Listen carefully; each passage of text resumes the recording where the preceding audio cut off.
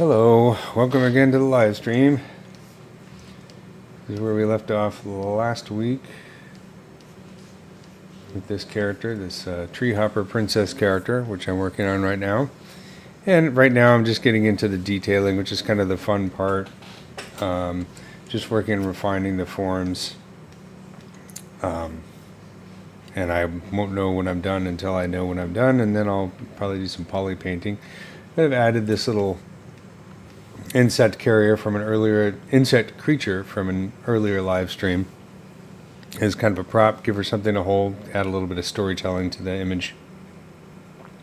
And it's just a character I'm doing for fun.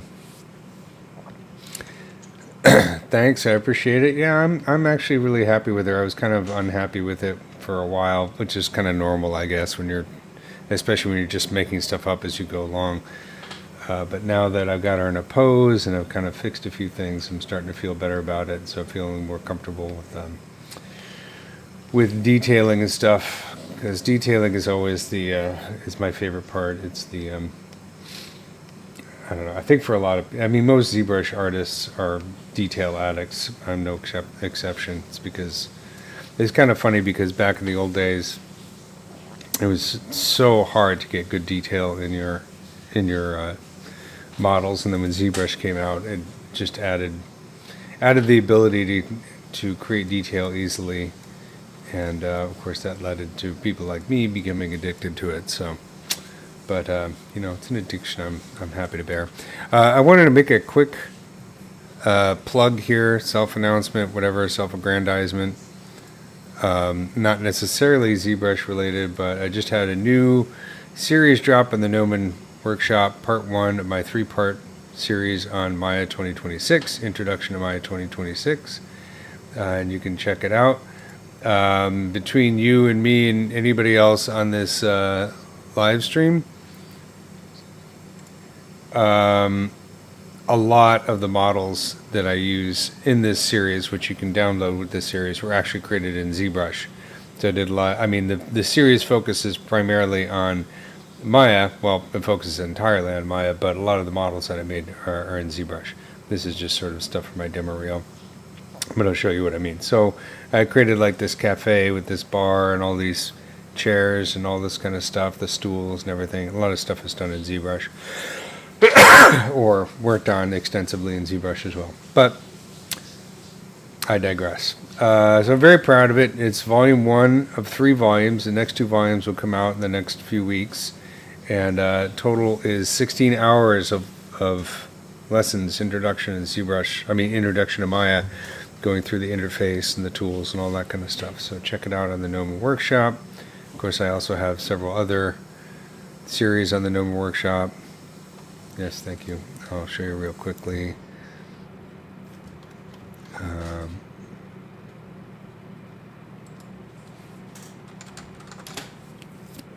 Yeah, so I have these series on the Gnomon Workshop, which have more ZBrush stuff, like Spider, Wasp, Praying Mantis. And then these are my older Maya series, which the new one is replacing. And that's the new one. And then I have one on UV modeling. Okay, so that's the self-plug for now. And let's get back into ZBrush, which is the fun stuff.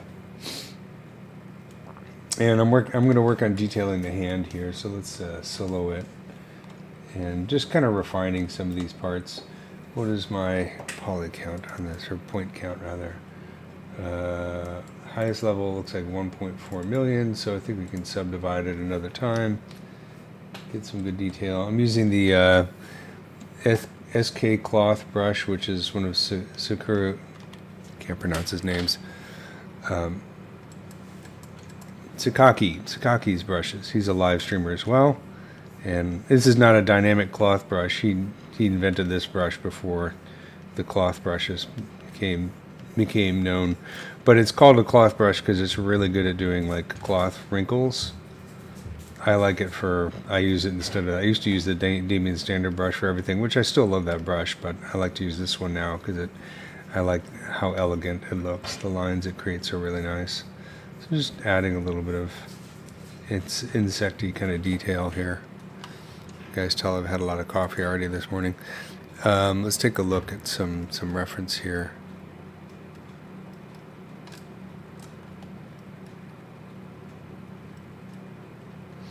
You know, it's these types of lines and details that I'm adding. Could probably add some bumps too.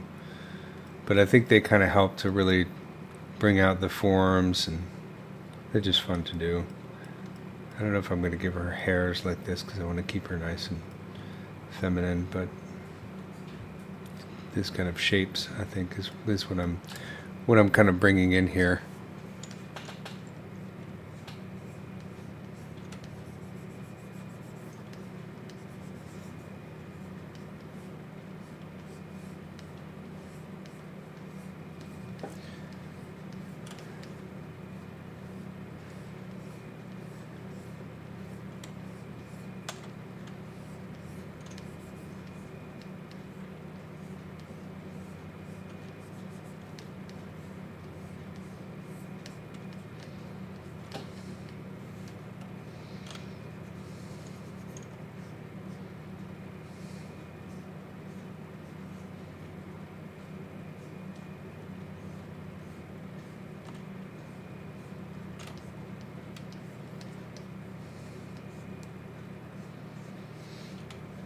I like trying to, you know, insects go through molting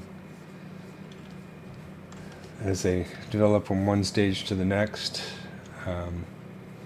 So when I work on these details, I like to kind of imply sort of layers building up.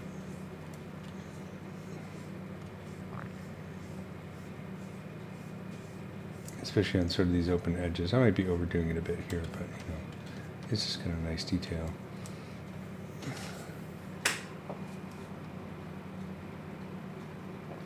I think it's good to have both, you know. You know, one of the things I love about the new ZBrush is the lightbox, the new lightbox, how it has Maxon assets here and then a user asset. And you can set your user asset folder in the preferences.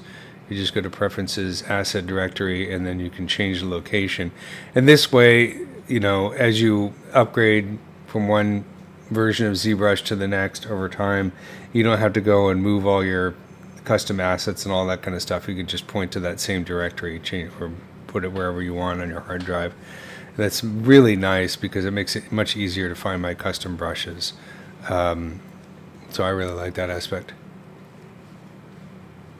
The material I'm using is called Ma Dirty Blue. It was created by a ZBrush artist. I'm typing it into the chat here. You can do a search for it. I mentioned it a few times. The artist who actually created it unfortunately passed away recently. But it really is a great material. It was Thomas Wittelsbach turned me on to it because it's really. I'm going to do a quick search here on Google. Of course, I don't know what I'm going to get for this. Yeah, there's a memoriam to the actual artist, but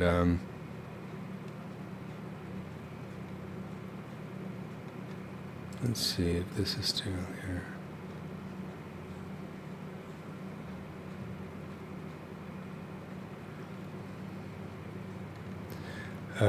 You can find it. It might take a little digging around because they moved or they don't have the ZBrush MatCap library anymore, which is too bad. But you can search for it. But that's the name of it, Ma Dirty Blue. This is his initials.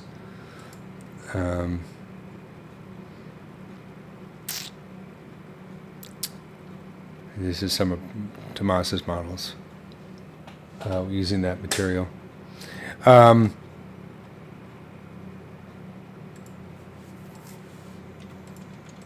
It's also something that's good if you're ZBrushing for hours on end. It doesn't, your eyes don't get tired of looking at it.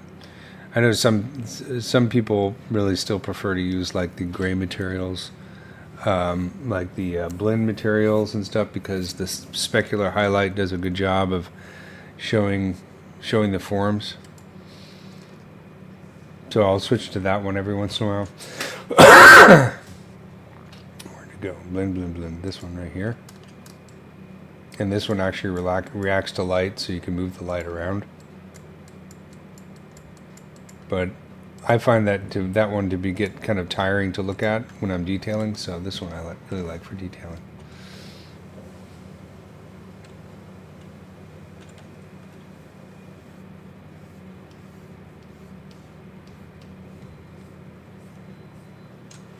And since I'm posting links, let me once again mention where you can find the brushes that I'm using.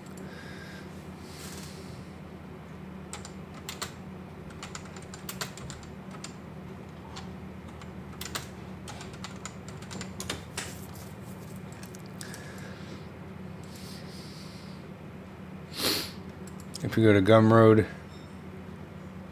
look for SK Pack, this brush set right here. All these brushes are great.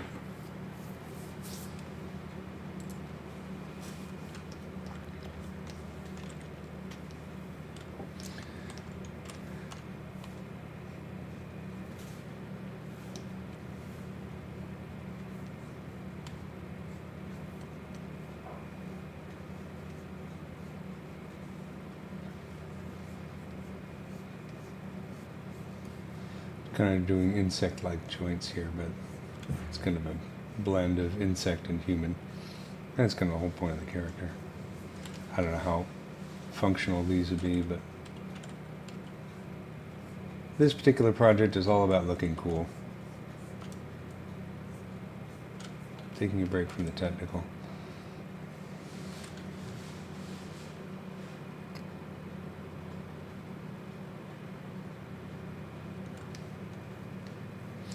Yeah, for doing hard surface stuff, this is not a great material for doing hard surface. It's great for organic stuff and detailing. I usually use, if I'm doing hard surface or like any topology related stuff, I'll switch over to either the basic material or matte cap, just because then you can, makes it easier to, the matte cap white or skin shader 4, one of those materials. Just because then it's easy to see the topology on there.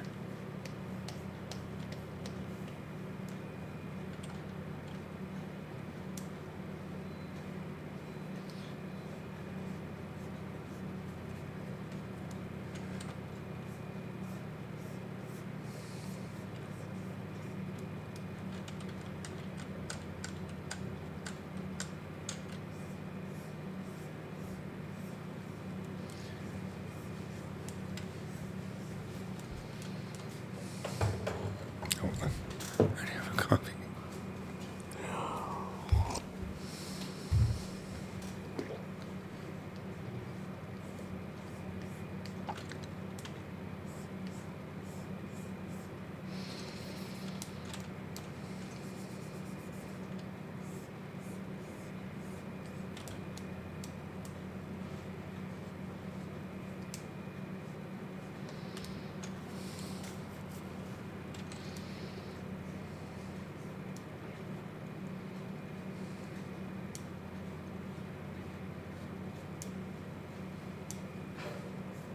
I usually use this SK cloth brush as a way to kind of sketch out the forms. Then I'll go back and refine them a little bit more. Another brush that I really like is Orb Crack. It could be, this one's really great for digging in.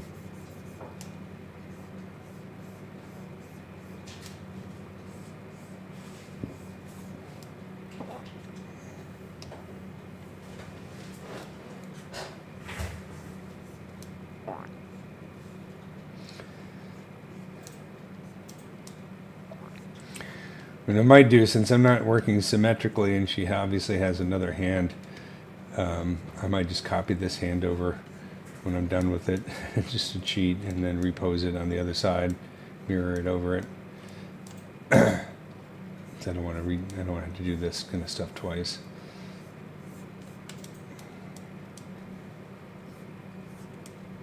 And I'm just kind of improvising at the moment.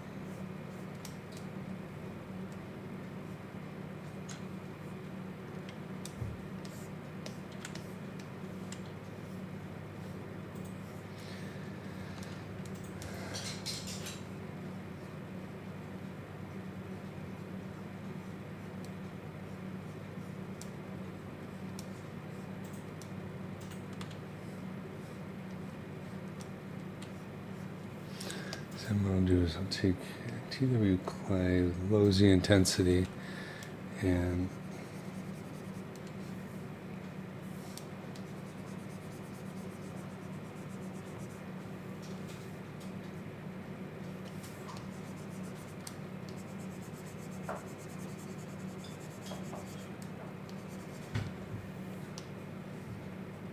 I want clay tubes, not clay.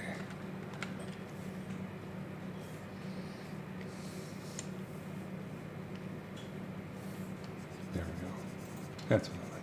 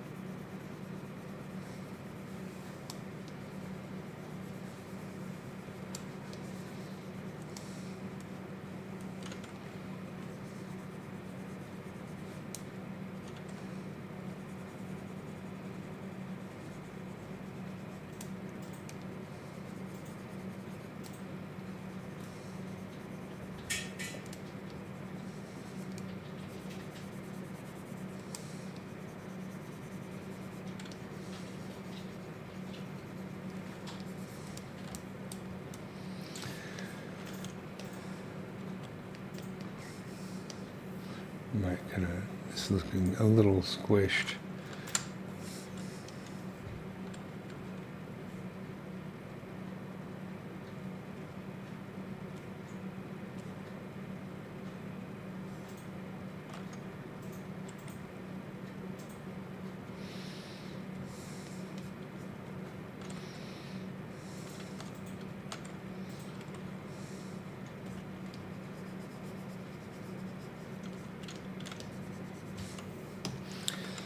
Go with the H polish brush in here and lower the Z intensity.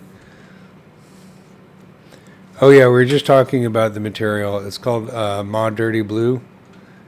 You can do a search for it. This is the material. If you take a look online, do a search for that. It's a little bit hard to find because the Pixelogic has removed their matcap library. But if you do a search on it, you should be able to find a link where you can download it. Maybe in this art station. Yeah, whatever. Okay. I don't know if this includes it. Somebody posted this. That might just be a bunch of live materials. But yeah, you can. It's called Mod Dirty Blue. You can actually adjust, believe it or not, the red wax material. I'll show you how I've created my own Mod Dirty Blue when I couldn't get it before due to various circumstances. So I'll show you what you can do. If you take, and I apologize because this, oh, I don't even have the red wax material anymore because it's so freaking ugly. I can't stand it. Let's see if I can find it in here.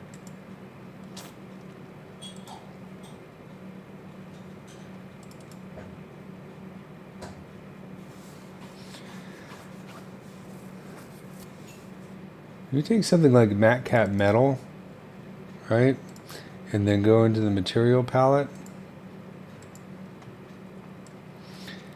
and start adjusting, you know, all these matcaps use an image like this basically to blend, to create this kind of shading. So this is two images. So the one on the left is A and the one on the right is B. And if you look in the material editor, you'll see all these sliders for A and B. That's what they're referring to. So A is the shiny one, and B is the more rougher one. And so what you can do is you can go in here and start to change the color. And let's get a very. This is using. Sorry, the base is kind of using the complement.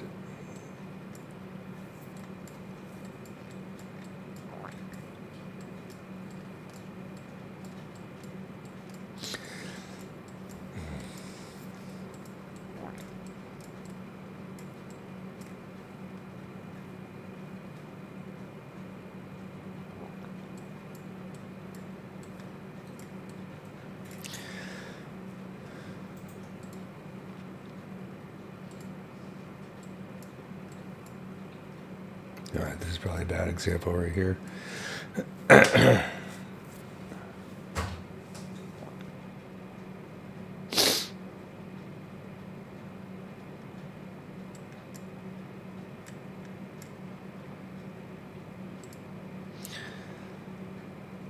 Actually, an easier thing to do would be to take this into Photoshop and color it that way.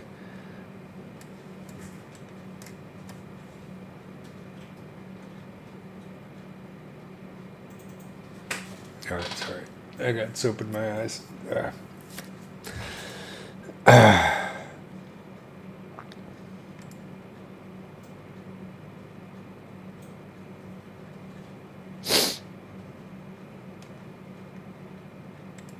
see if we can do this. There we go. That's probably a better way to do it.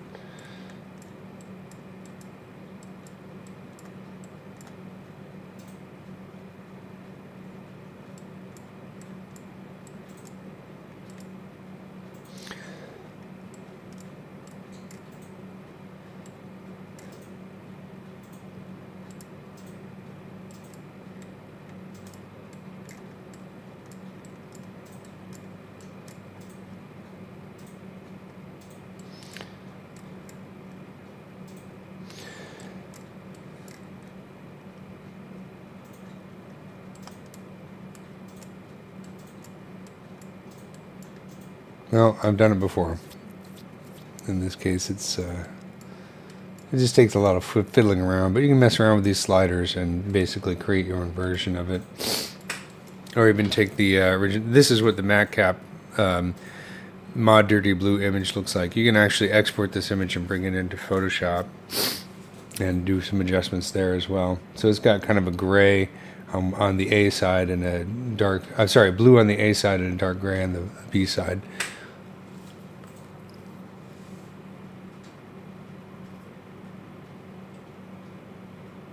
If a solo or small team wants to achieve R2D2 level character and environment quality, what production workflow and optimization strategies should they prioritize from sculpt to final engine asset?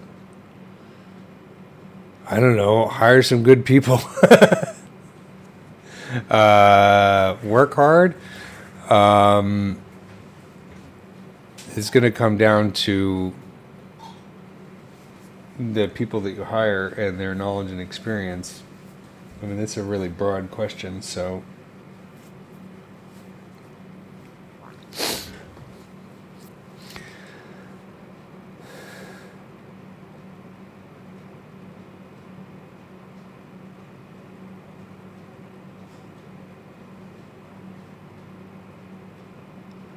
yeah, that's a difficult question to answer, other than to say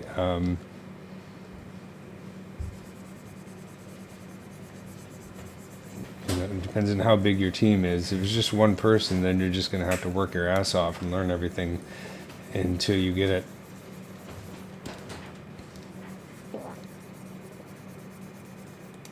If you have a small team, then you're going to want to hire some people that are experts in various different parts of the process. Get yourself a ZBrush person, get yourself a Substance person, somebody who knows Unreal really well, because you're probably going to want to end up rendering in Unreal, hopefully. Project management is really about managing people more than the software. The software doesn't do anything for you. It's the people that does it.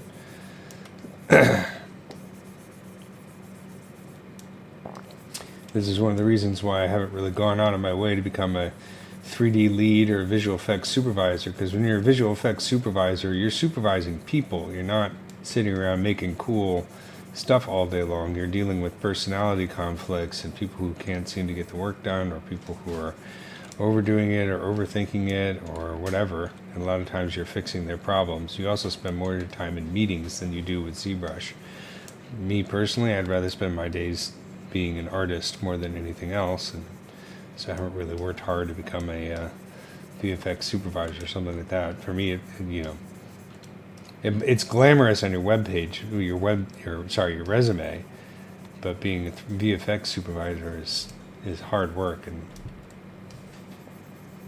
not a whole lot of fun, unless you really like meetings. If you're really into meetings, then it's great.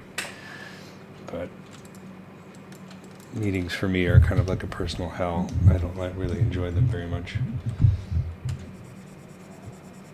Sorry, that was completely not an answer to your question, but maybe if you can make the question a bit more specific, I can help you come up with an answer. In terms of a small studio right now working on tight budgets, I would prioritize tools that that are not super expensive, and that also where you can find a lot of artists who know them. So, for example, you might want to consider using a combination of ZBrush and Blender and Houdini for your 3D pipeline, and then for rendering, and you might want to consider doing Unreal if you can get away with it. If you know really good Unreal artists, the main reason is being that anything that's real-time rendering is going to save you a lot of money and time. Rendering with software is, you can get better results from rendering with something like Redshift or V-Ray or Arnold or whatever, but it's going to take an awful long time and a lot of resources, and the industry is mainly going towards real-time rendering. And if you're really trying to compete on a world stage, then you're going to have to bite the bullet and look into understanding how AI works. Whether you like it or not, that's the truth.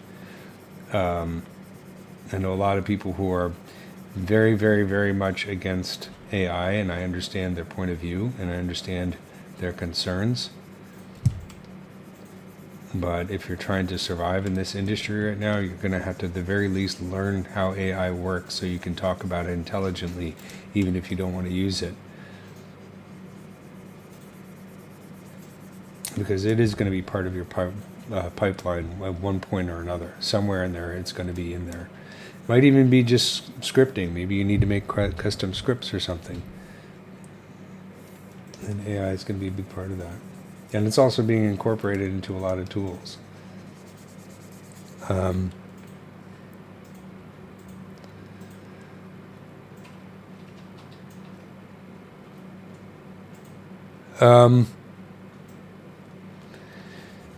Yeah, I think that someone's asking, is it possible in moderation to make some kind of playlist of this model series? Yeah, that is a very good question. I'll ask about it and see if I can talk to the ZBrush team and see if there's a way to do that, to reorganize it. Because I'm not the only ZBrush artist who's doing, a project spanning many streams. There's a lot of other ones. Maybe they have some techniques for doing it, or maybe I can link to it on my own website or something like that, so that you don't have to fish around for it. I have to work on my website anyways because I'm out of date, so I'll see if I can do something like that over the next week or so that you can find these streams. Thanks for asking. It's a very good question, actually. You're right, though. It's very messy to kind of dig through the ZBrush live stream library.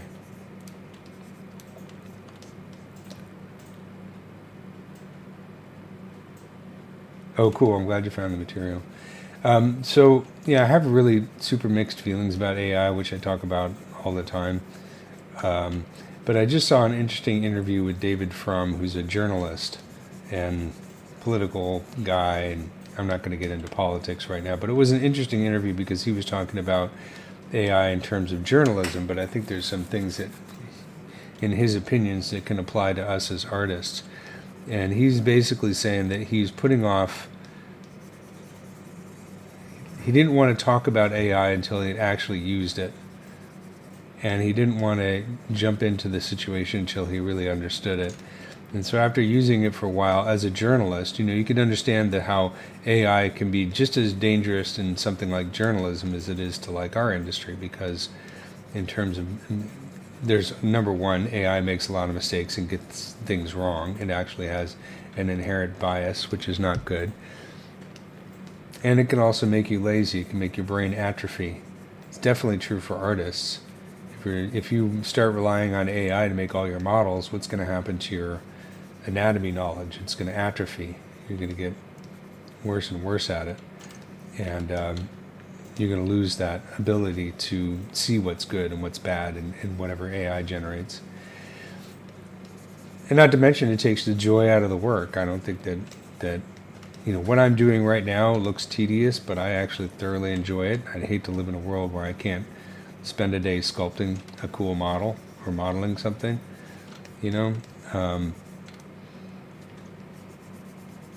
But in terms of the way he ended up using it, the journalist, David Frum, is basically, he said, okay, instead of treating AI as some kind of all-knowing God or oracle that you go to, you just basically use it as like a mirror.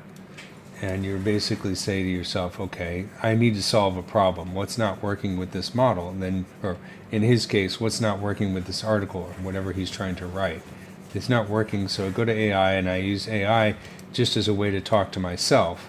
I ask it questions and see what it answers and what the questions that it comes back with, and use that as like just a mirror for sorting out problems. In that case, I think it could be quite useful, which is kind of funny because if you look at science fiction, something like Star Trek, that's the way they use AI in Star Trek. Or that's the way they use it actually in Star Wars. If you think of it, C-3PO is basically just an AI wandering around, and he's occasionally helpful, Probably not a good example. Data is probably better. So I thought that was kind of interesting.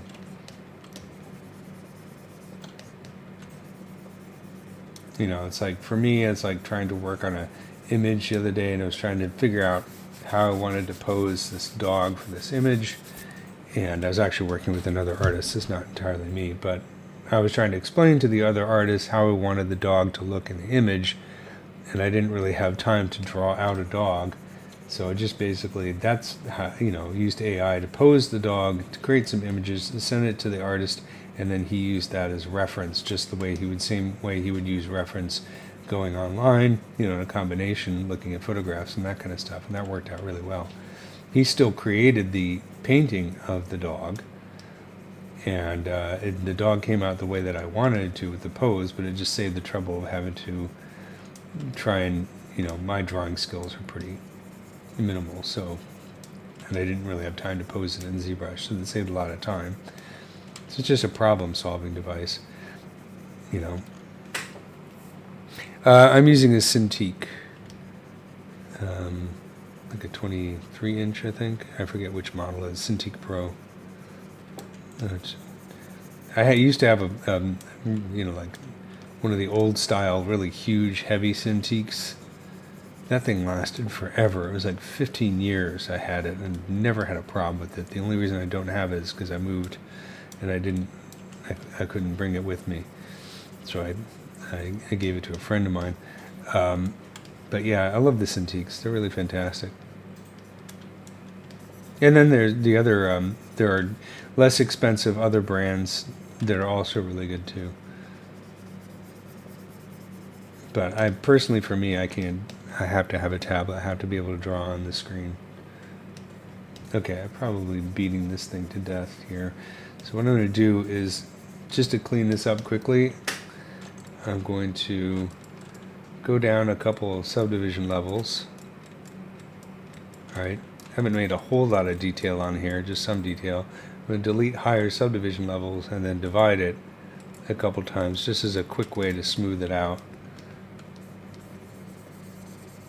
And then another thing I'll do is I'll go in here and hit clay polish.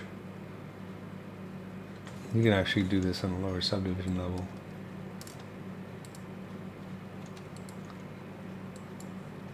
And there you go. Just saved myself a lot of work. And I still have the details that I want. It's a nice way to occasionally just quickly knock things back.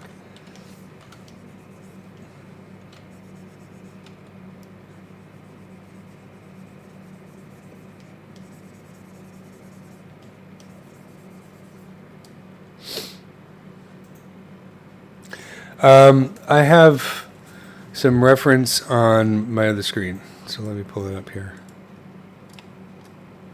But I have done a lot of insects, so some of this is just coming out of the top of my head, but I'll have this, and I have hand reference using, where'd he go? Somewhere I have it in here. Oh, there we go.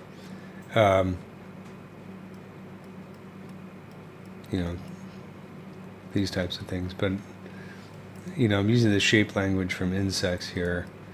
I don't have all this bumpy stuff on here, but you can see some of the and some of it's just imagination. I'm trying to create an interesting insect. The goal of this project is to create an interesting insect human hybrid that wasn't scary, because a lot of the insectoid humans that you see are creepy, scary, or whatever, because people have phobias about insects and they bring that into their work. I don't have an insect phobia, so I think insects are beautiful. So I wanted to do something that I thought was beautiful, and sort of celebrating the beauty of insects. So that's why I came up with this idea of doing this princess, and also characters with boobs. People love it. I'm 17-year-old solo developer, no big funds, aiming to build a small but high, a AAA quality game alone. I have solid Unreal knowledge and use ZBrush, Mind, Substance, and Marvelous. Okay. And plan to learn Houdini. What should I prioritize in character environment production to make it this realistically achievable? Well, I mean, you've already got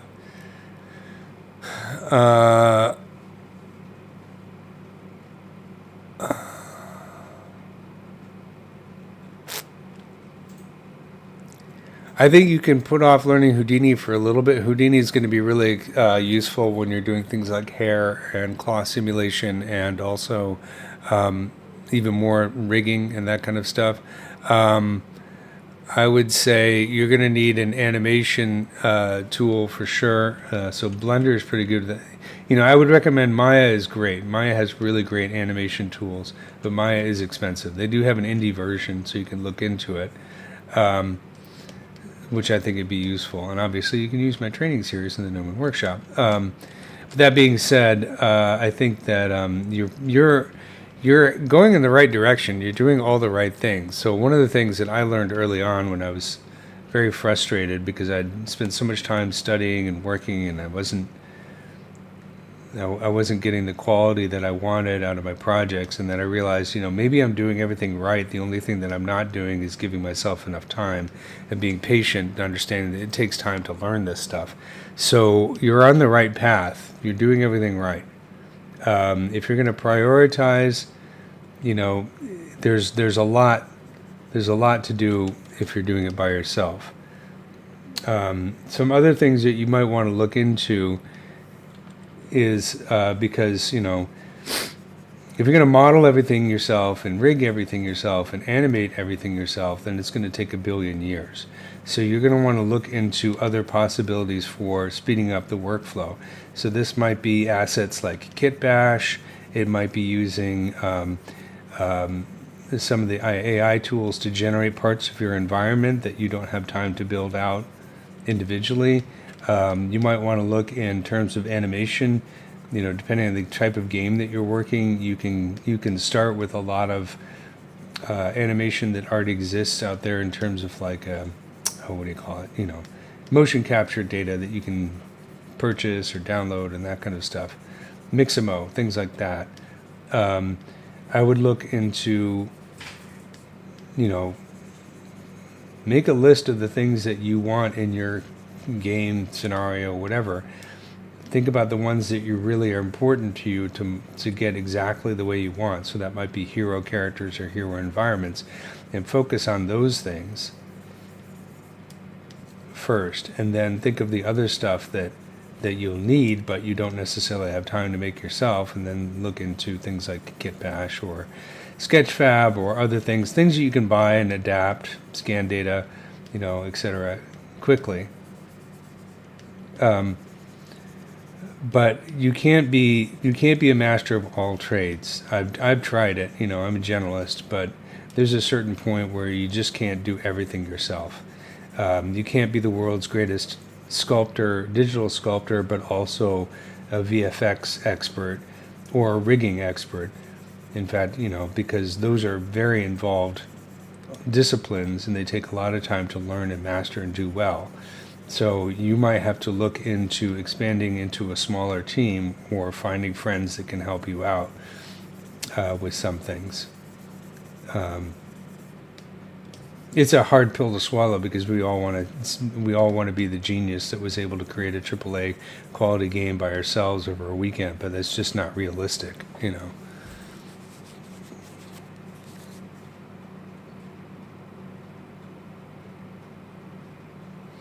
What I do for creature references is I learned macro photography, and I joined a group called Bugshot, which were a bunch of entomologists and photographers, and we went out into the field and we take pictures. And I've gone places in California with them, to Texas, I even went on a trip with them to Africa. And these are entomologists they're my friends now, and I can talk to them, and I work with scientists all the time on doing entomology. So I just poured myself into learning the topic because I knew it was something that not a lot of CG artists were really doing well. You know what I mean? There's so many character artists out there that know everything there is to know about human anatomy. There's animal artists that know everything about horses and big cats and all the popular hero animals, bears or whatever. But there's so few animals that actually know. There's so many few artists that know anything about how bees actually work. So I endeavored to do that. So I met with scientists. So you can do something similar with that if you're really into environments. Maybe go find a local archaeology group. I'm lucky because where I live right now, in France, we have basically 1,000 years of history literally at our feet. So there's loads of places that I can get reference. But I would say, cameras, you have a camera on your phone that you can do really great stuff with. So start taking trips to various places and just take as many pictures as you can and just get that kind of reference. Because actually being in the place and taking the reference is a huge benefit. You get something, when you're actually there. There's difference when you look online and you're looking at two-dimensional images. You can get a lot out of it. I mean, that can get a lot out of these images that somebody else took. But, for example, some of these images, let's see if we can find one.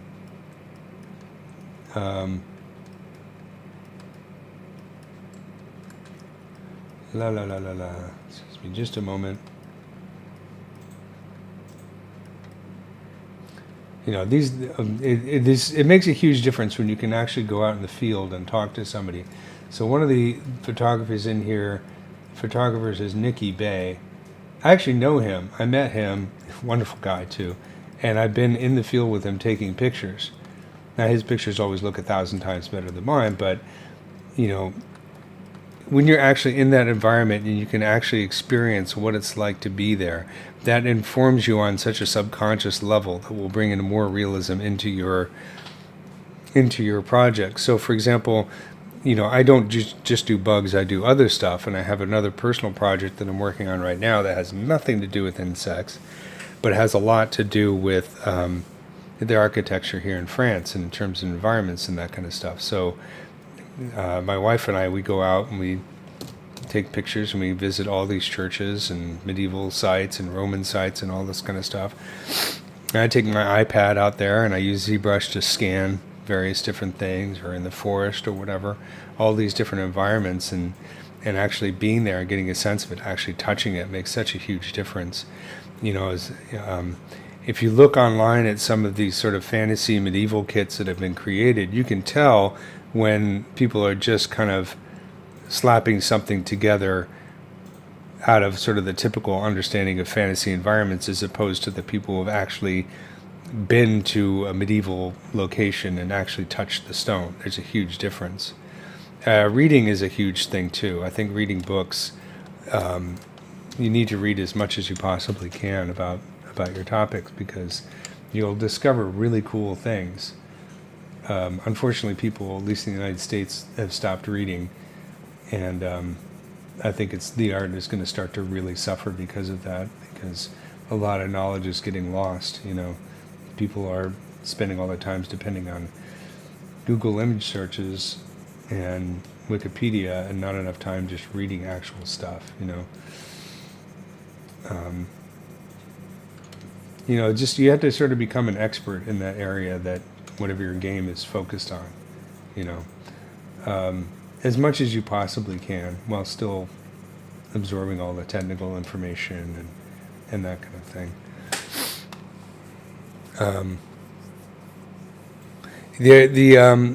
think the auction sites is a good idea that you mentioned. Go after looking at used items. If you can hold an item in your hand, it makes a huge difference. You might not be able to get an actual Japanese samurai sword, but you might get a nice replica or something close to it. The other thing they have here in France is brocants, which is basically just like a big flea market. They have them every weekend, and you can go there and you can find all kinds of crazy stuff there.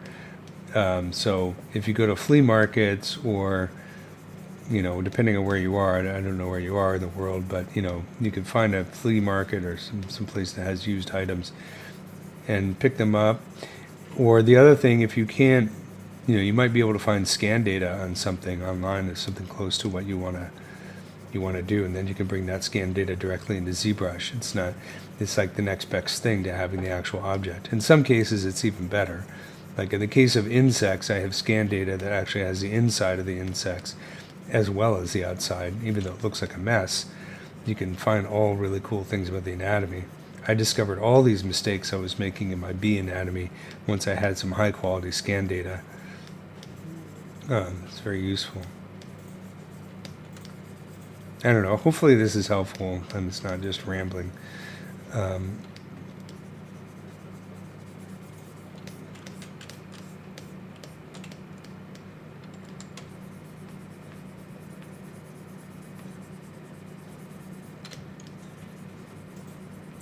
I'll leave a little bit. I like doing the clay tubes brush, as you can see, as I'm going over the surface, because as I smooth it and use H polish brush, I leave a lot of those imperfections behind, because that adds to the organic quality of the surface.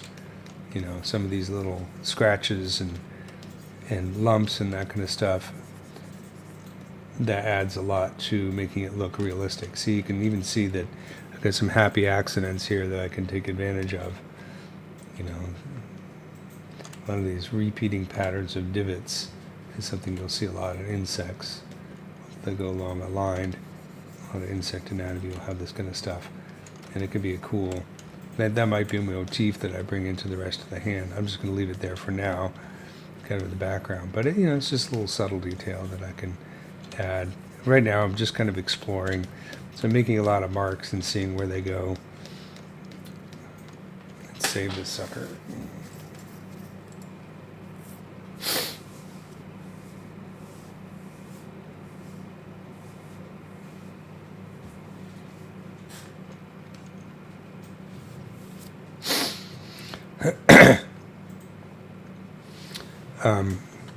One artist you can check out is John Brown, the sculptor, the sculpting teacher over at Gnomon. He's transitioning from being a sculptor to a filmmaker, because he's done sculpting for 30 years or so. So he wants to do something else, and so he's been working on his own film, which I've actually been a part of as well. I'm helping him on it. So is my wife.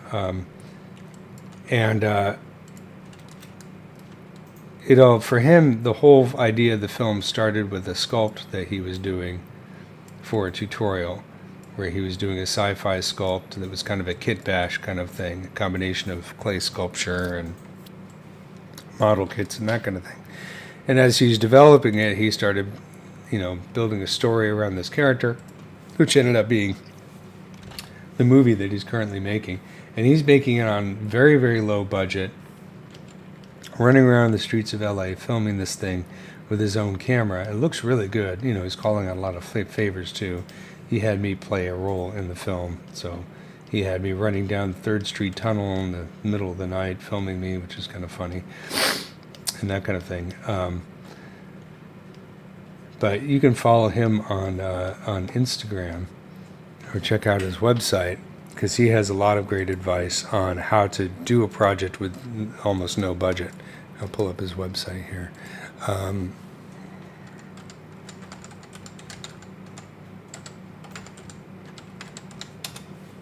And he's also on Instagram. He does a lot of behind the scenes for his film. So this is his film right now. And it's pretty cool. It's the older stuff that he's done. Let's see if he has images. Oh, that's his sculpting stuff.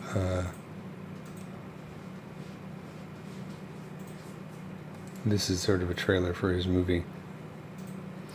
But you'll probably recognize some faces in here. He has Paul Gabry's in it. Here's me.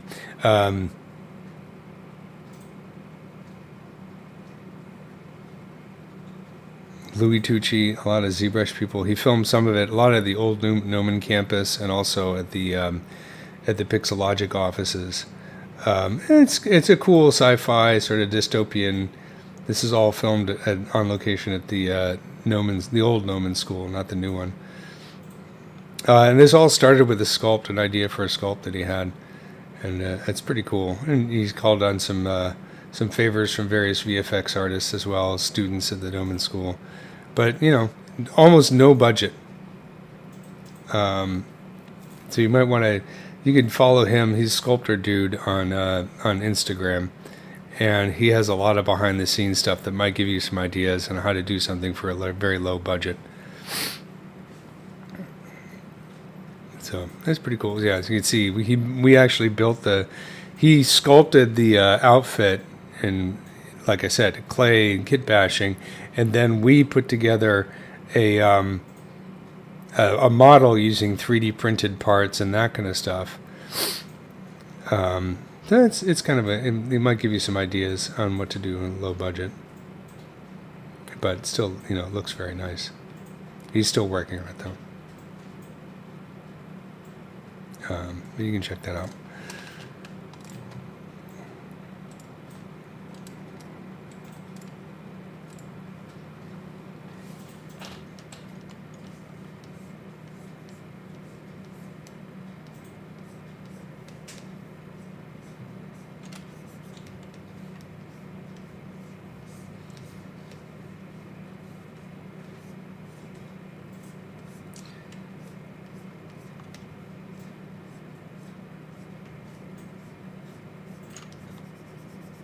I don't want to make this look too damaged because she is a princess here. She's not out here fighting.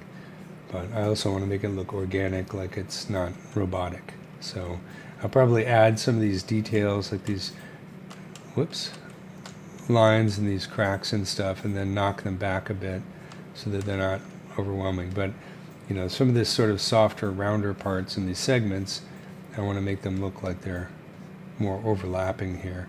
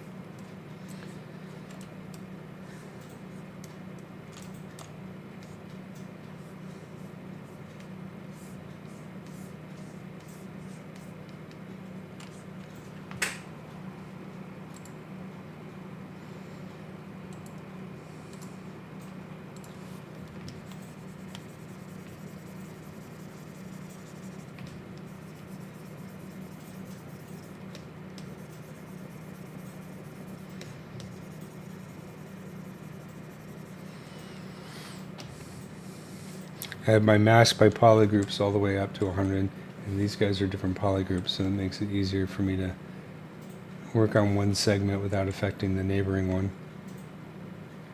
This mask by polygroups is actually found in the brush palette under auto masking, right here. It's kind of similar to using the topology move topological brush. Move topological brush, though, it slows down when you have really high density meshes. This, when you do mask by polygroups, you can use it on meshes that are millions of points and it won't slow down. So that's why I kind of prefer it. But you do have to have your polygroup set up. I always say that, mastering ZBrush is all about mastering polygroups and masking. If you really understand how to use polygroups and masking correctly, then you can accomplish quite a bit. Makes things a lot easier. I think I want to add a little flesh here.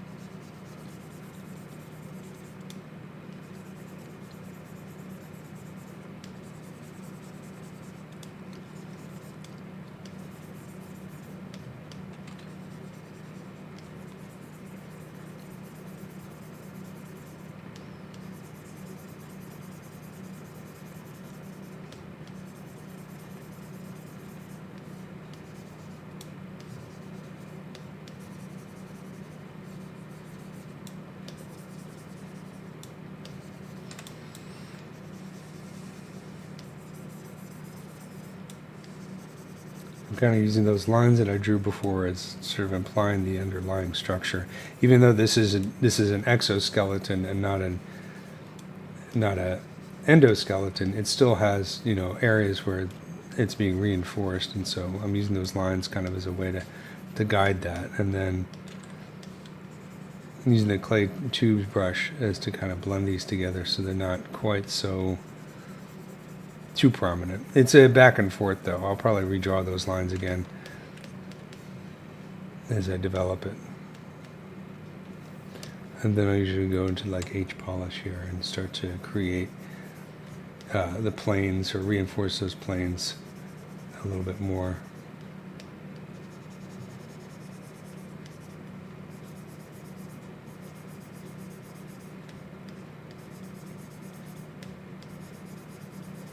Should probably extend her fingertips a little bit just to imply, to make them look a little bit more feminine and like fingernails kind of thing.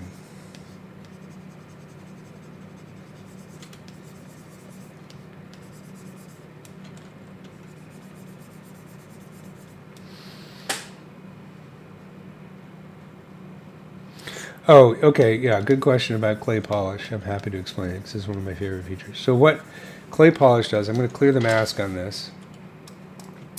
And it's found down here in the geometry palette right here. It's this big button, got a bunch of settings right here you can mess with, but for the most part, I'll often use the default settings. And what clay polish does is it does like an overall polishing.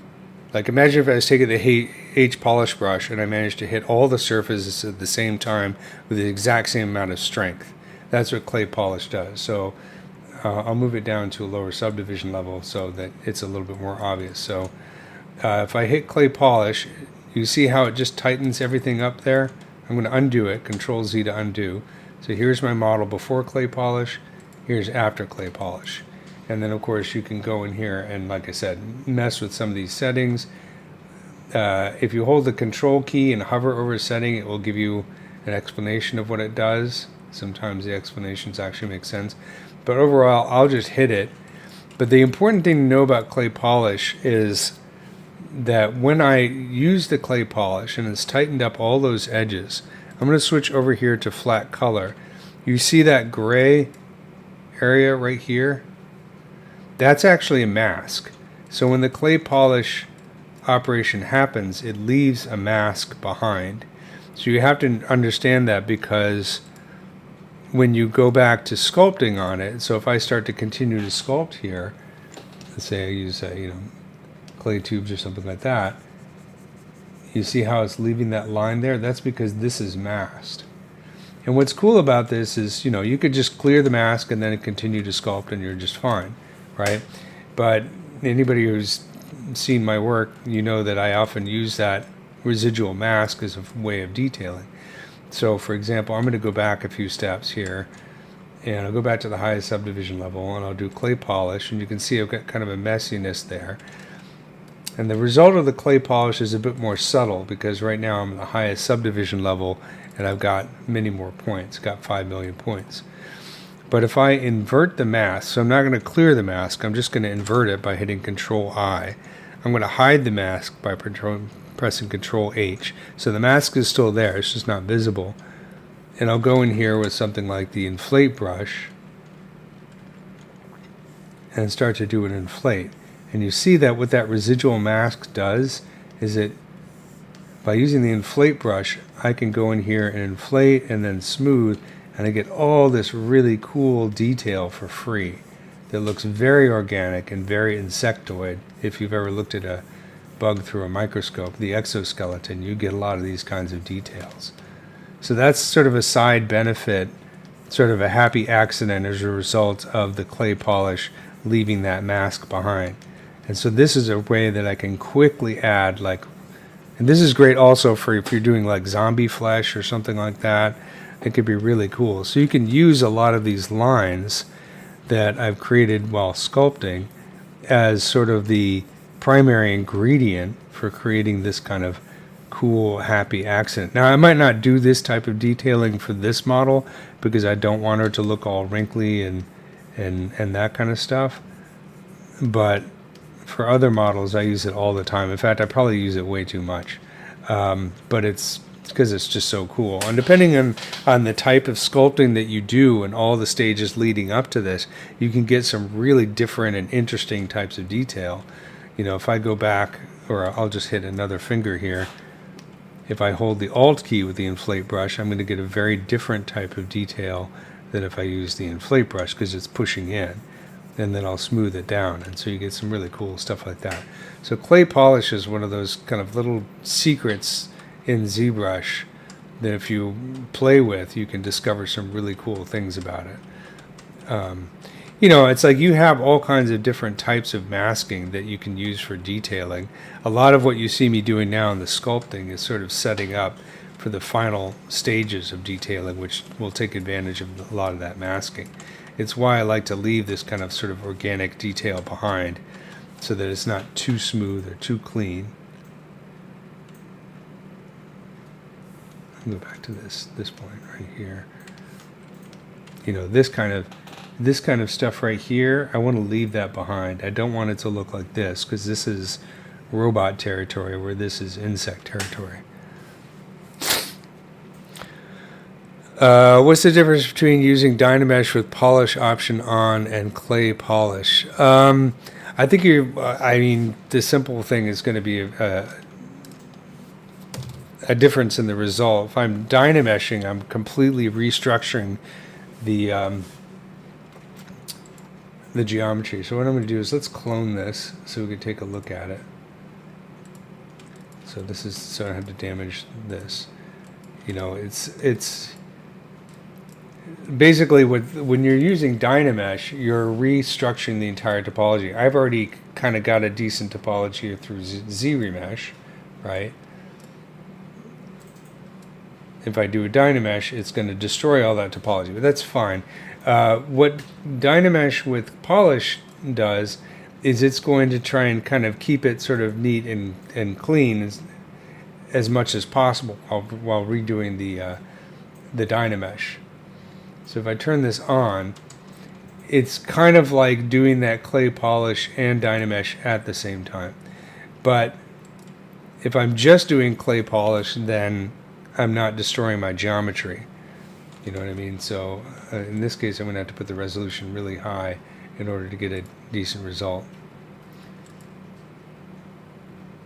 So you can see that's Dynamesh with clay polish on. So you get that kind of clay polish effect, but of course I'm also Dynameshing the surface.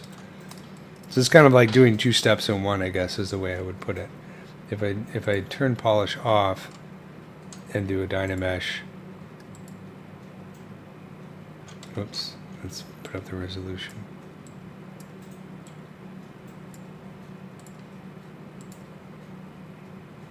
Now it kind of looks the same as before I did the Dynamesh. It's kind of got the same detail, but it's remeshed the surface as opposed to putting that polish on, which is like doing Dynamesh and clay polish. So it's kind of saving you a step. Does that make sense?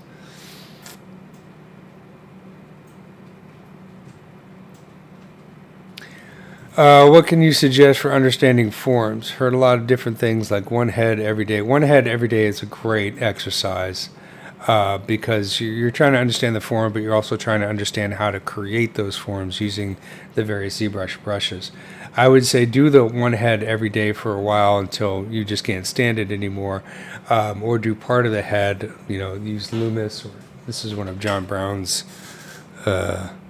You can get one of these from his website. They're very useful to have as reference.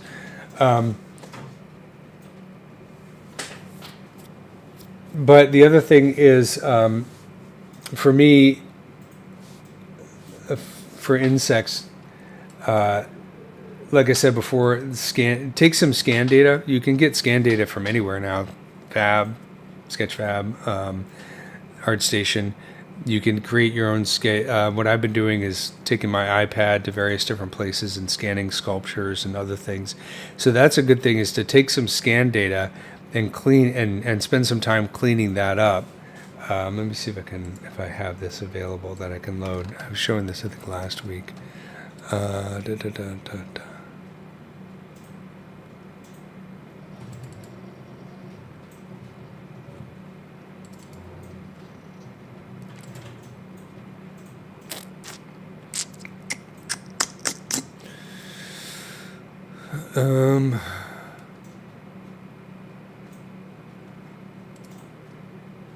going to save this real quick.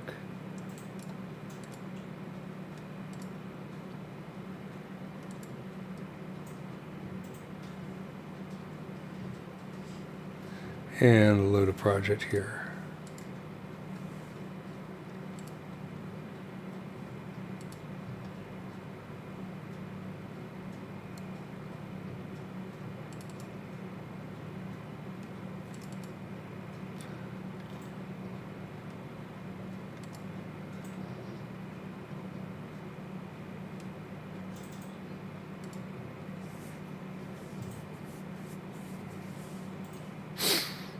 You're going to want to vary it up every once in a while, because obviously if you only do a head every day, well, you'll get good at heads, but you want to maybe work on hands are also really excellent to work on.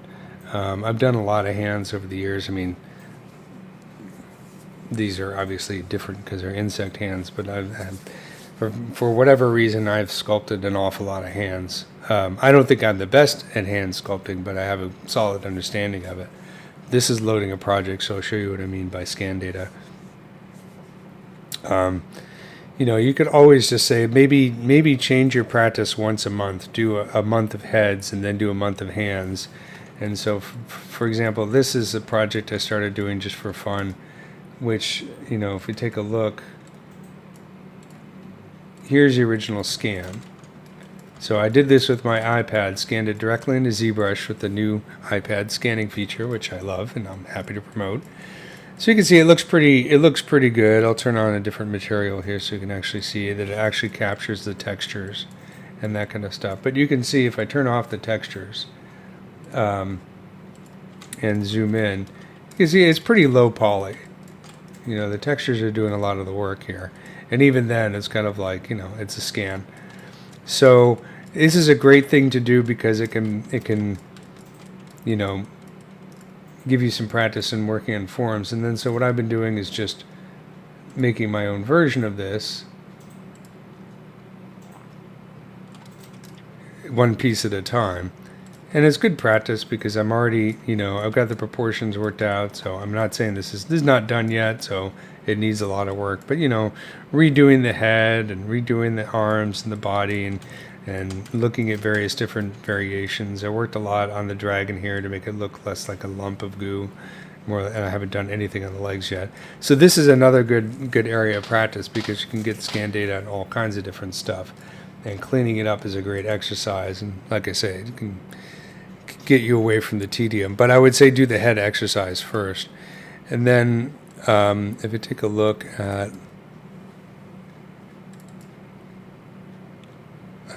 let's see here.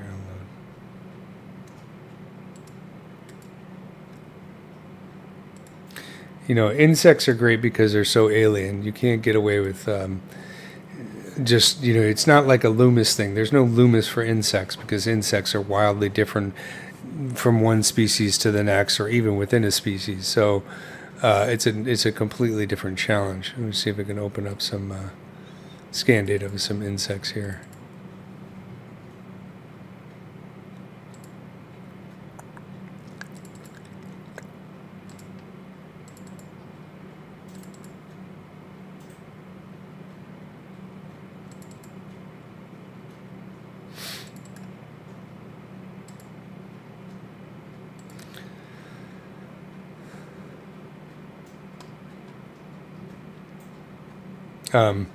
A really good one is a beetle. Beetles are really hard because the underside, there's so many different parts that form together. All right, this is probably not the best. I want to find something with scan data. This is just a springtail.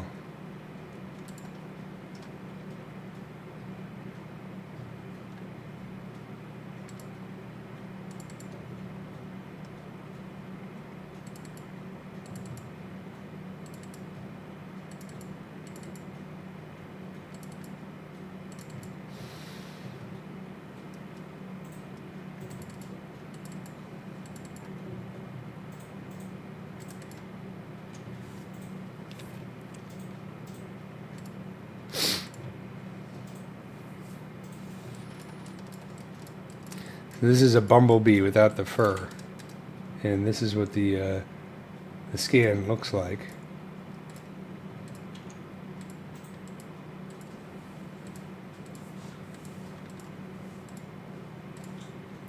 when I first got it. So a scientist actually made the scan. You can see it's a mess, you know, and just like the sculpture, it's very low poly. But there's so much in here in terms of the anatomy that I would not be able to see from just photographs or diagrams. And being able to see the three-dimensional anatomy is really helpful. And you can even, like I said, see the inside of these things as well. So if you're only concerned about human forms, maybe this doesn't really mean anything to you at all. But if you wanted to sculpt things like aliens or something beyond sexy babes with big boobs, doing something like taking an insect scan or scan of any other kind of animal. Insects are nice because instead of exoskeleton, the dead ones scan very well. Scanning a snake scan is probably not going to work so well. I've even done fish scans before, and that's really hard because it's just a puddle of goo. But, you know, you could take something like this, and this is a great way to practice sculpting forms because these forms are very alien to human forms. But at the same time, they're very elegant and very beautiful. You can see these leg segments here on the bee. Bees have some of the greatest legs ever. There's so much cool stuff going on in here, especially in the joints and that kind of stuff. So that's a great way for learning how to understand how to create forms. And you've started with something already that you have the proportions that you can start with.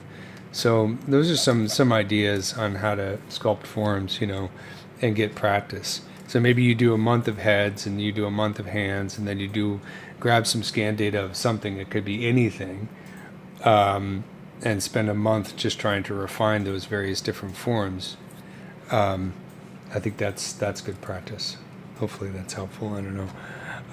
That's the way I approach it, anyways. And cleaning up scan data is kind of tedious, but it's a really good job skill because, you know, it would be nice to say that I do awesome, cool creatures for a living all the time, but that's just not the way how reality works.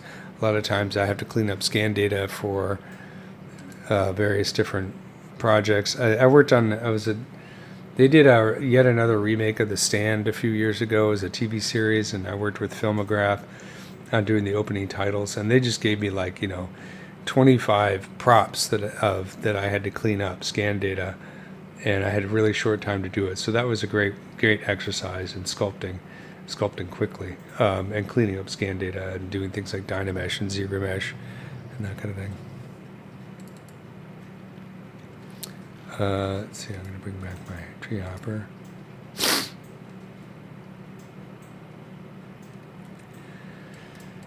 Yeah, I think the cool thing about insects is more and more scan data is becoming available because the tools are getting better. And yeah, believe it or not, they're using AI now to help scan, because insects, as you know, are very teeny tiny. And getting that detail often requires, you can't do it just with photogrammetry alone, you know. Yeah, the reason I'm good at reading their forms is because I've done it a lot. And I've made a lot of mistakes. The best people that I've ever worked for, they seem to know everything. It's because they learned that they earned that knowledge by, you know, you got to spend a few late nights with your head in your hands, banging your head against the desk, wondering why you ever convinced yourself this is a good idea before you really start to get. And it's not like I don't still have to go through that every once in a while. You know, this kind of knowledge is earned through pain and suffering, and doing things wrong. I remember doing a fly model for Brian Brown, who's the entomologist at the Natural History Museum in LA. Really nice guy. He's a fly expert. So yeah, I know fly experts, I know bee experts, I know spider experts, people who have the niche in their various different species. But you know, I was doing a fly model for him, and I was very proud of it. I thought it was really cool. And his critique was, you got some things wrong and other things very wrong. Kind of painful to hear. But, you know, it's like I learned a lot from doing that. A lot of my preconceived notions of how I thought insects work were kind of pulled apart by that project, you know. I had done a lot of ants and wasps and stuff like that. So I had convinced myself that exoskeletons are exoskeletons. They're hard chitinous material that are like your fingernails. And I realized that, flies and even some ants and other insects and arthropods have extremely flexible, squishy parts too that are almost fleshy, especially the abdomen of a fly. Sometimes it's just there are plates that are just basically glued to this very fleshy, gooey part. And I wasn't really appreciating that enough when I was sculpting the fly. So I made the fly overlapping plates like you'd find on a bee abdomen. And he was like, no, that's not right at all. You really have to look at this stuff and pay attention. And, our brains can sometimes get in the way of what we're trying to do. When we're convinced that we know something and we're not actually looking, that's where we start to make the biggest mistakes,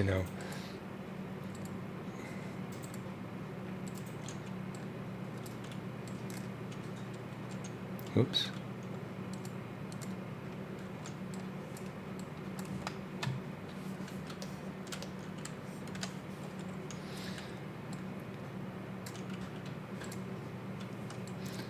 So back when I was very young, before all the CG stuff in the old times, when I was a wannabe musician, guitar player, whatever, older kids will relate to this. Long before there was Guitar Hero or any of that kind of thing.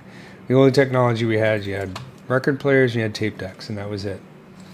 So if you wanted to learn like a guitar solo, like a Hendrix solo or something like that, you had to take the tape deck or the LP and just rewind and listen to the section over and over again. It was really couldn't really slow it down without changing the pitch, so you had to just listen over and over again. It was a really good exercise in listening, trying to figure out what they were doing in the guitar solo based on that. And I always remember, I get frustrated because I get things wrong, but I was just like, I'm still learning stuff. Even if it's wrong, I'm still learning something. Because, depending on the musician, somebody like Hendrix, he never played the same thing twice. So if I wasn't playing exactly the right notes the way he was playing it, well, he wasn't either, because next time we played the song, it would be slightly different. So you're always learning stuff by doing things. Even if you're getting it wrong, you're still learning something from the process of doing it. You can't learn anything from not doing it. So, and the reason I say that is because we get a lot of frustrated a lot of times with our progress. And like I said, sometimes we're doing everything right. We're just not being patient enough to understand that it takes time for the practice to really start to pay off. And so you're like, I'm learning ZBrush, and I'm learning Substance, and I'm learning Unreal and all this kind of stuff, and I'm learning anatomy, but I'm not great yet. Well, the yet is the operative word there. You just got to keep doing it.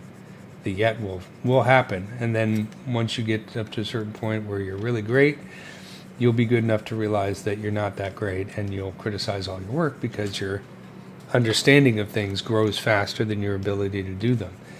So you'll never be totally satisfied, but that's just the way it is with art, And whenever I get down about my art, I'm like, well, if I was convinced that this was really, really great, then I'd be in trouble. Because then that would be the point where I stop learning. And if there's all these kinds of problems with it that I'm not seeing, and I'm like, oh, I'm fantastic, I won. Well, then I've ceased being an artist, and I've ceased progressing. And that's the real tragedy. If you're still seeing where you can improve and the things that you can do better in your next project or to finish this project, that's always good. It's hard to hear sometimes. It's never fun, especially when you're just kind of sick to death of something. You're just like, you want it to end. And I've done enough of those projects too.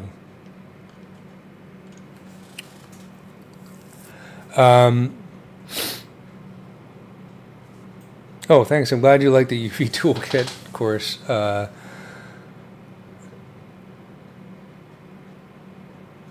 I think, I think that, yeah, I do check my forms through the microscope, although when I moved to Europe, I had to sell my old microscope, so I need to get a new one. But you can get USB microscopes that are really helpful. The problem with looking at a form through a microscope is that there's a lot of schmutz and shriveled stuff and gross things, and sometimes it's hard to pick out the actual anatomy from the schmutz, but it's still good to do it. But if you can't get a hold of scan data, looking through a microscope is really, really useful. It's next best, especially stereoscopic microscope. As a junior artist, can it be a useful skill to learn and put on your resume, cleaning up scan data? I think so. I think that basically what you might want to do is, like, if you have a portfolio and you have an example of a prop or something like that that you've done starting with scan data, showing the progress from beginning to end so that people can compare your final model with nice topology, with UVs and textures, etc., with the original scan data. I think that can be very useful because, like I say, a lot of studios, that's the kind of thing they require. I wouldn't necessarily put it first and foremost in your skill set, because then you're going to be pigeonholed, and that's what you're going to be hired to do all the time. So you had to be careful about that kind of stuff, but it's definitely a good skill to have. Like I say, if you could put it on a portfolio to show before and after, that's really useful. Don't just show the after, although I probably need to do more of that. It's so funny because, like, there's been a few times, and sometimes when you're working with studios, you really bang your head against the wall and wonder what these people are thinking. I don't know if it's that they're just busy or they just don't understand the process. But I've, like, worked on a model before for something, and using images that they've sent me, and I can't quite get some part of it right. And they're just like, this is not quite right. This needs to be fixed. Can you make it look more like the scan data? I'm like, can you just send me the scan data? It's like, why didn't you think of just sending me the scan data to begin with? You save a whole lot of trouble. Sometimes I just don't know what they're thinking. You're usually dealing with levels of different people in different departments when you're working with a studio, and so sometimes they don't get their connections. They're not communicating with each other. You might actually have a model available, scan data that you can use, that they're not sharing with you for whatever reason.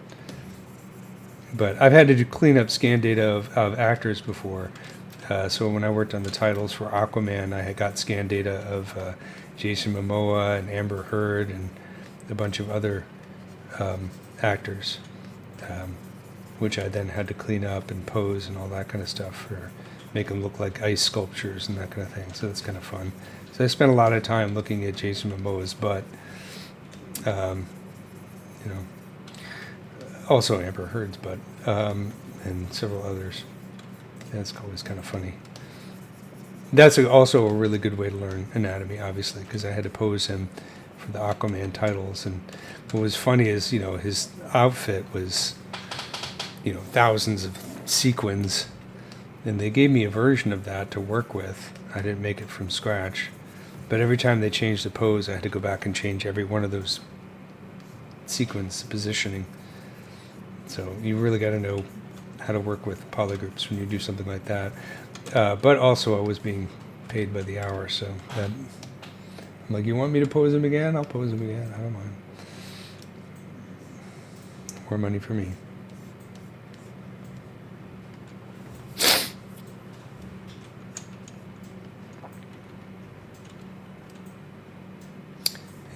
I want to kind of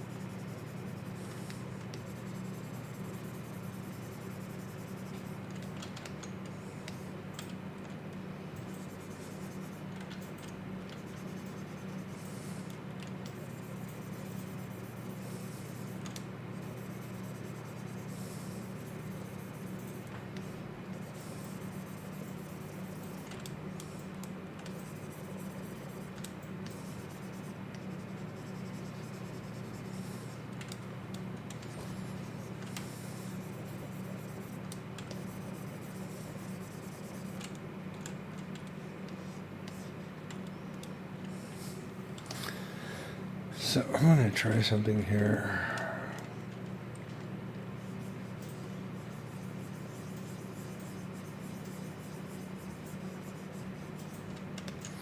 Just to see if I can increase the femininity of my character and give her some nice nails.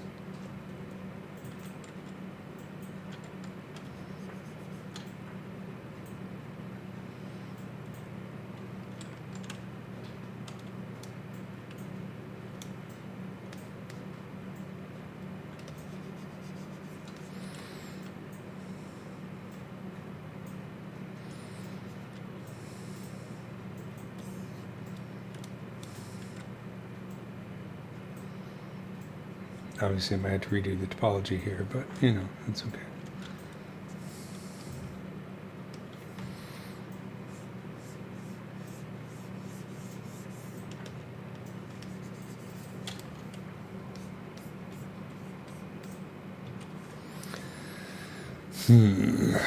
Pinky nail, that's kind of weird.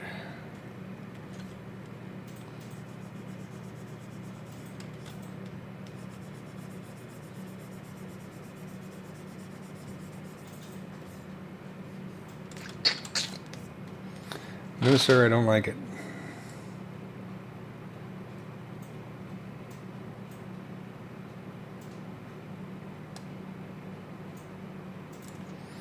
Maybe I'll retry it at some point, but not right now. I didn't really like that.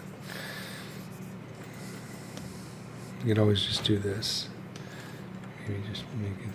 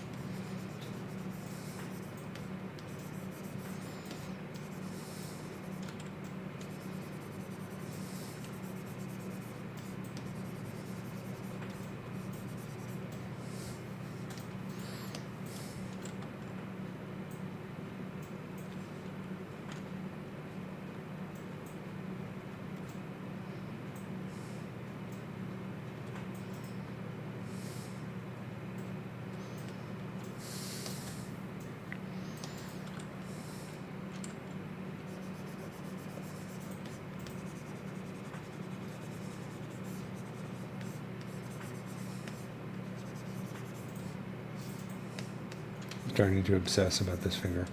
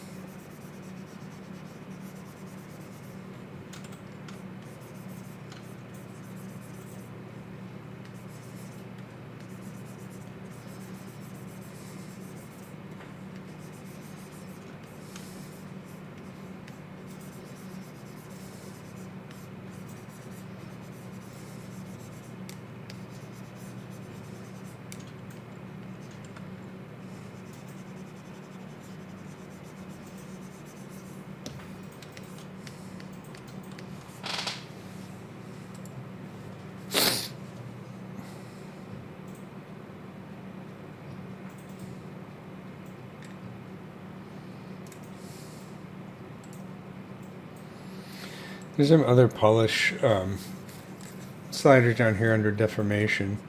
Let's save this real quick before I destroy it. They're kind of worth looking at in terms of how they might affect the model, as opposed to doing like clay polish. I tend to use the clay polish more. Then we can play with this and see what kind of result it has.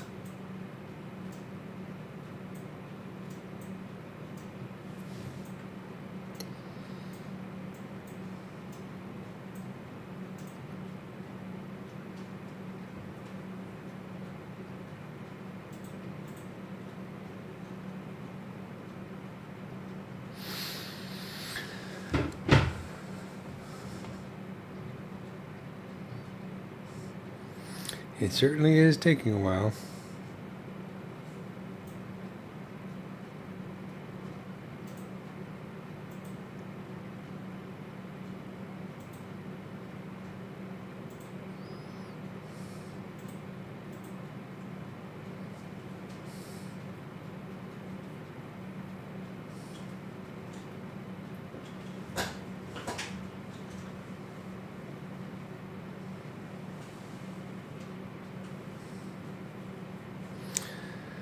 Well, this is an option if you decide you need to take a nap while you're working. Seems like a good way to go.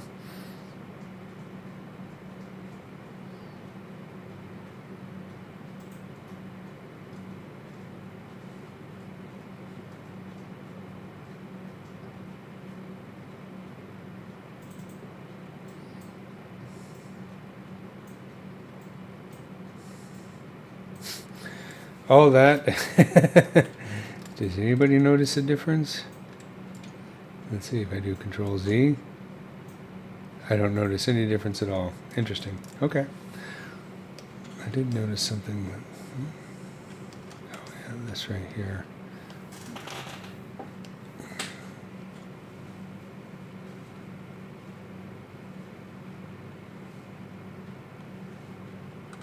kind of like the way this line is broken here.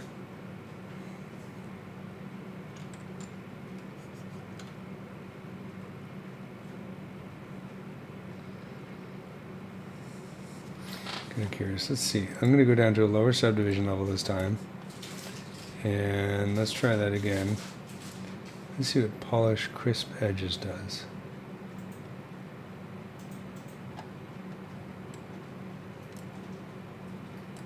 It seems to like wipe out a lot of detail. Interesting.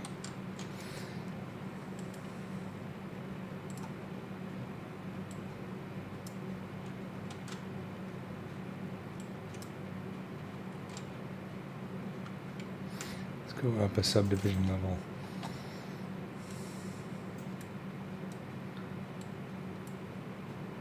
Do this kind of incrementally. And also relax.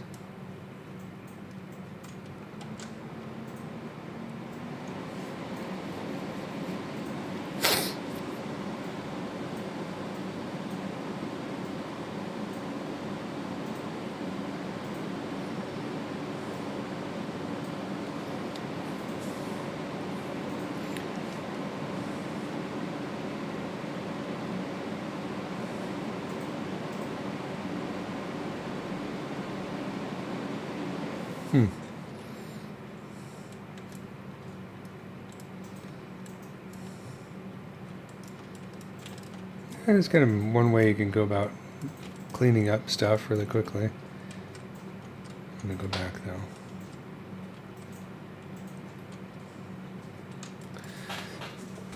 though. Might be worth exploring a little bit later on, but I kind of liked where it was headed at the moment. Just straighten that out a little bit.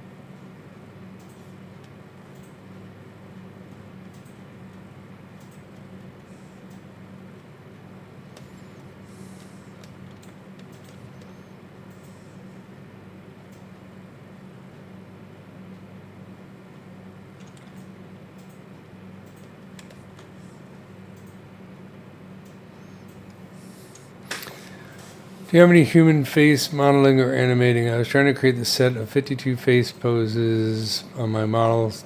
Could work with Apple's Arachnid face mocap on my iPhone, but it just doesn't look right. Yeah, I mean, I like doing human faces. It takes a lot of practice. What I've done, I've done it in ZBrush. Yeah, I think the problem is it takes time and practice. One of the things I did, I'm going to load up my portfolio here real quick. It's kind of good practice. This is, so I've done these characters. These are metahumans, so those don't really count. But way back in the day, I tried to study a lot of human faces and stuff. These are a result of just some quick sketches that I did, very fast, very loose, and then I was using this as a reference. There's even like a time lapse on it. This is a good example of something that's like a good daily practice to do, And, you know, it looks like crap for most of it. And to the end, it starts to look okay. But it's like just working out the forms and the proportions and where they are. With face modeling, you want to make sure that you're constantly shifting between perspective on and perspective off. There's that. And then I did a lot of, some of these are more successful than others. I'm a big Star Trek fan. So a long time ago, I did this years and years and years ago, where I took a Klingon character that I had made, female Klingon character, and I tried to make facial expressions as blend shapes during different emotions. Like I said, this is a long time ago, so it's not great, but it was fun to do. It was good practice because it kind of helps me understand how the face muscles work. There are some really great books that I use. Drawing facial expressions is a really good one, good reference. There's also some photography books on actors that are good reference. Let me see if I can find it on here.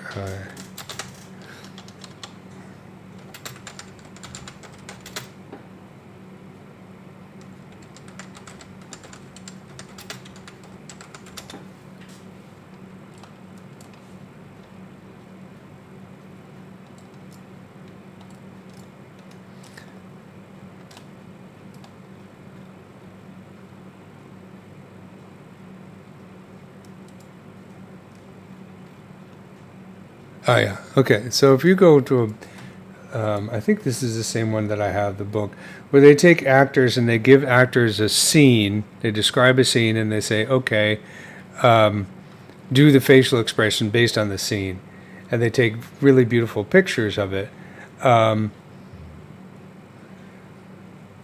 This is a great reference to have. You know, I think this is somebody else who's doing this, but there's an original book that I have that is really awesome. Let's just go to Amazon.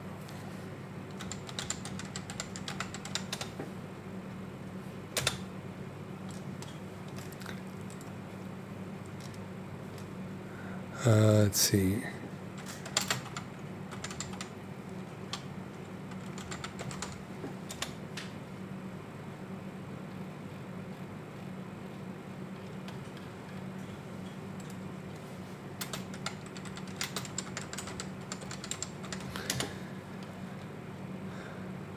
This one. Okay. This is a really good book to have.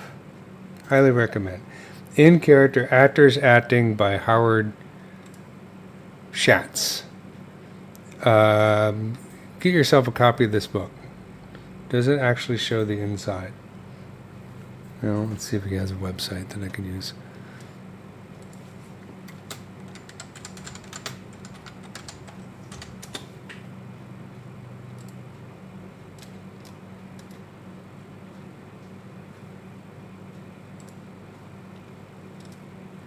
Sorry.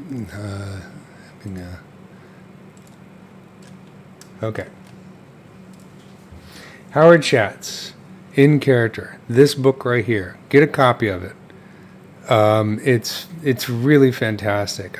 My copy is like falling apart because I've used it so much, because it has great actors that you know and love, and a lot of like really good scenes.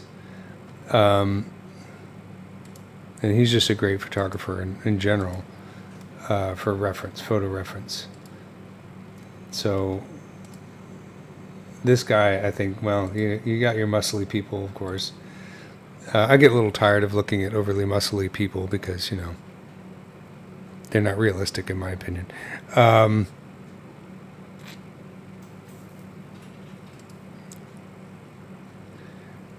Howard Schatz is a good one for looking at facial expressions and that kind of stuff. I wish I had more of that book, though. But he's got an extensive website here. So grab this book. Keep it by your desk if you're doing characters. It's really excellent. The other one that I really like is, let's see if we can find it.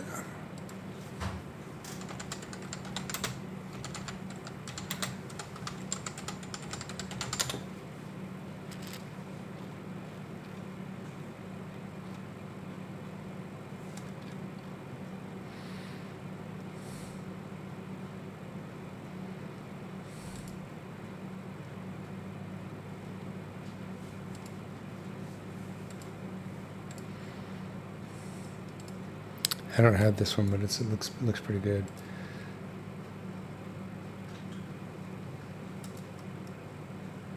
Let's see if I can find blah blah blah blah blah. I'm I don't show off my drawing skills because I'm not really that great at drawing, but I find this really helpful. This kind of stuff helpful in my day-to-day life. Let me see if I can find the actual book here.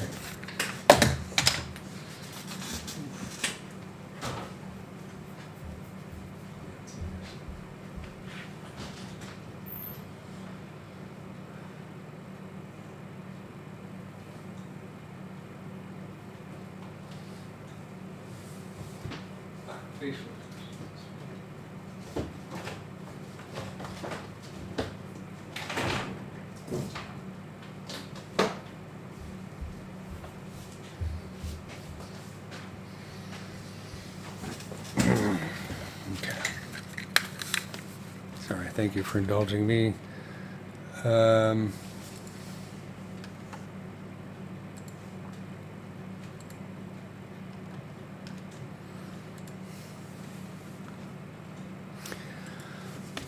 This book right here, Facial Expressions,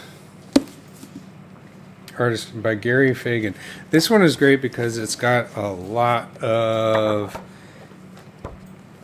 anatomical stuff. So understanding how the face works, how the skins fold based on different. Let's see if I find some really good stuff. So if you're doing human expressions, this is a good one to have. And then, of course, the Howard Schatz in character. I lost the dust cover for this one, but it's just so freaking good, Eric Stoltz and that kind of stuff. So these two are, among the many books that I have. My wife and I are addicted to books, so I have an extensive library. Those are really helpful.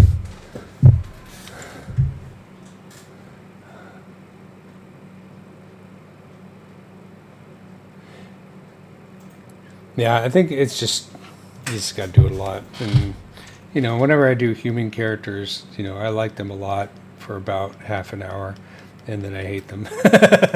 Not humans, well, some humans, but my models, it's just, it's a very humbling thing.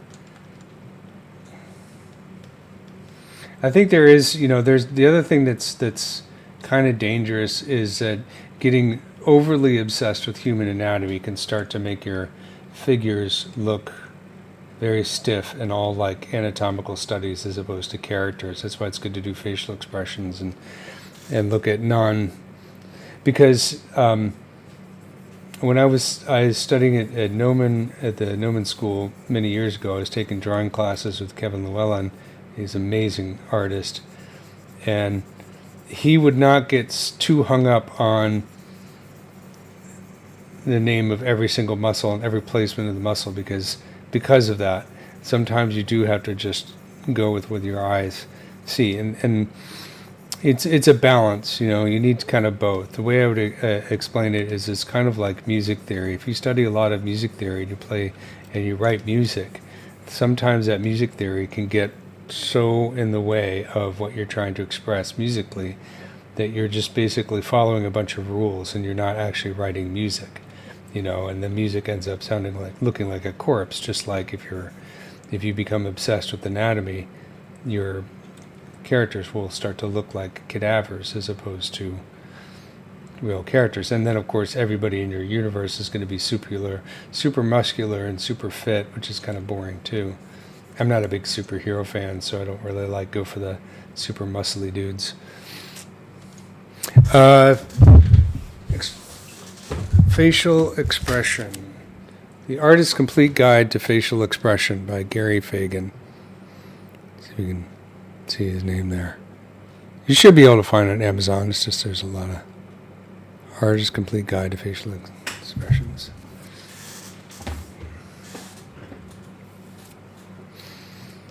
And then the other one is In Character by Gary Schatz.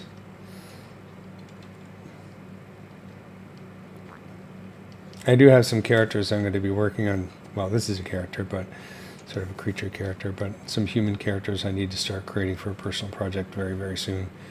So excited to get in that. You know, the other thing that's good to get into is Character Creator. It's really good software. It's not perfect. It's not going to do everything for you, but it's really great for having a starting point for models. And then it's, you know, especially if you don't have time to rig, but you need to create a great pose, you know. It's like Poser back in the day, but much better. And there's a really good there's lots of good ZBrush. ZBrush to Character Creator to Unreal workflows that are useful, MetaHumans as well. Because a lot of the animation it has in there, you can bring in motion capture data and that kind of stuff. So that's a really good toolkit for a good piece of software to have for small studios. It's not too expensive.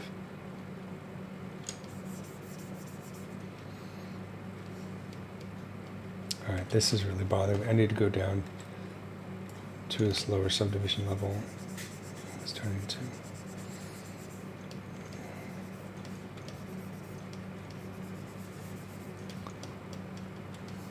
I like MetaHumans. Sorry, I didn't mean to sound like I didn't like MetaHumans. I think MetaHumans is great. I just, you know, I have some MetaHuman stuff in my portfolio, but I'm not going to show that because it's MetaHumans, you know. And it's really, I should take it out because it's really just me messing around with MetaHumans when it first came out. It's not really a demonstration of any particular skill. I just like the characters I came up with. But it's probably not necessary to have in my portfolio. I need to do some serious portfolio cleanup. There's a lot of stuff I need to get rid of and new stuff that I haven't put in yet.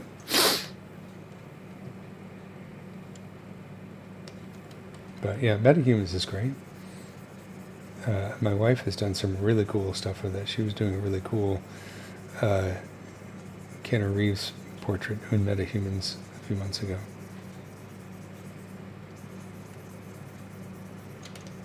She's the Unreal expert in the household and Substance and AI.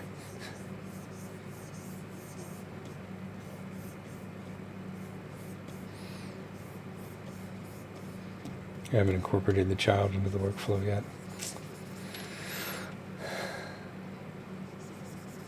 Yeah, it's like if you're doing a project where you had to have a lot of background characters, MetaHumans is awesome.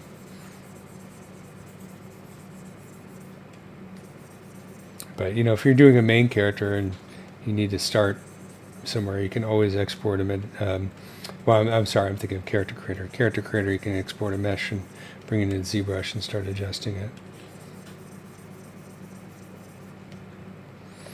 All right, I'm thinking of getting a little burnt out on this finger here because I'm obsessing over these lines here. I'll go back to this other part.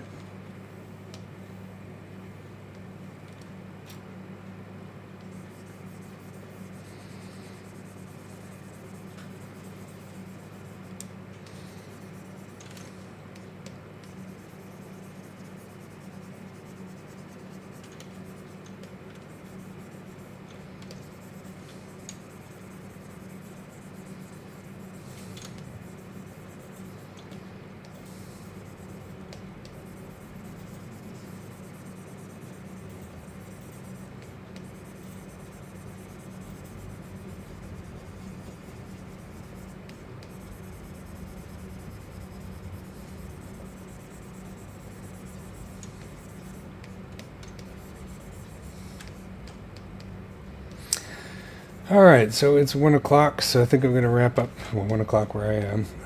So I'm going to wrap this up for today. Really just worked on the hand a little bit. Hopefully that wasn't too boring. I meant to do most of the arm today. I didn't even get the whole hand. I just got a couple fingers. That's okay. I'll probably do some work on this offline because I don't want it to get too tedious. But she's coming along. She's looking pretty good.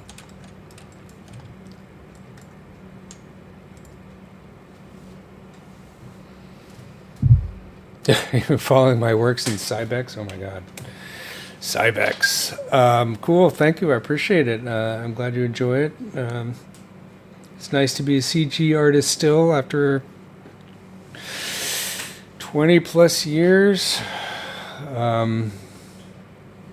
Still making a living at it, so that's good. And still enjoying it, so that's always positive. thanks. I appreciate you guys hanging out and having a nice chat, and I'll see you guys next week. And I will try and remember to organize some of these into playlists so you can sort of see this character from the beginning. All right, guys.